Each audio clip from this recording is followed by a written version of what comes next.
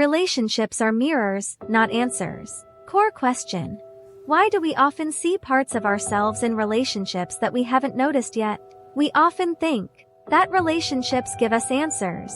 Who should stay? Who should leave? Who truly cares about us? But actually, relationships are more like mirrors. They reflect not just how others treat you, but the parts of yourself you haven't seen yet. Dependence, the need to control, the fear of being abandoned. All of these are magnified in relationships. So, relationships aren't answers. They are mirrors showing you yourself. When you dare to face yourself in the mirror, the relationship becomes real. Communication is not transmitting info, it's aligning worldviews. Core question.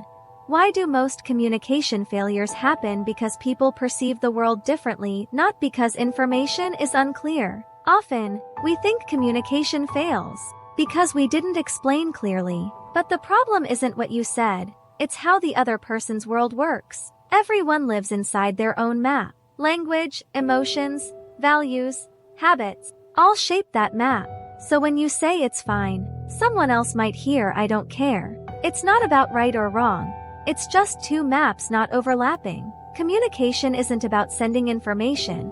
It's about understanding the other person's coordinates. When the maps start to overlap, words finally make sense. The goal of communication is not agreement, it's understanding. Conflict in relationships is really just a rhythm issue. Core question. Why do some people seem out of sync no matter how you communicate? Have you met people who always seem to be on a different channel? You slow down, they speed up. You step closer, they step back. It's not about words or who's more logical. It's the rhythm. Some speak with emotion, some respond with logic. One is dancing, the other is counting beats. When rhythms don't match, explaining more only makes things messier. Relationship balance doesn't come from convincing, it comes from finding a shared rhythm. When you sync your pace, words finally work. Intimacy isn't about closeness, it's about boundaries. Core question. Why do people with clear boundaries form healthier relationships? We often think intimacy means being very close. The more you share, the more transparent you are, the deeper the relationship. But too much closeness can blur things. When I and you merge, love loses focus. Boundaries aren't walls, they're space to breathe. People with boundaries aren't cold, they just know where they end and the other begins. That clarity makes relationships safer and closeness more genuine.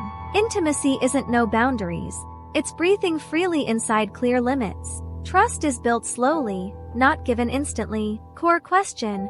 Why is trust built through predictability and consistency, not feelings? We often think trust is a feeling. We feel okay in an instant and hand our heart over, but real trust isn't impulse. It's predictability plus consistency. You anticipate their reactions, feel their reliability, and gradually relax. Trust is built in repetition, through countless small promises kept, so you feel safe. It's not romance, it's a dependable rhythm. Trust isn't saying, I trust you.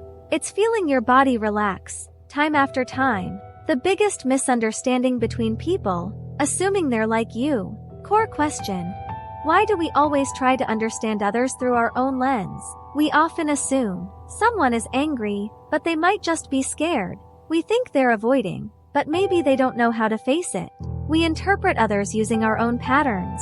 What you see is just your way of understanding the world. Language, family, past experiences, culture, all silently shape your perception filter. The same words or expressions can create entirely different worlds for others.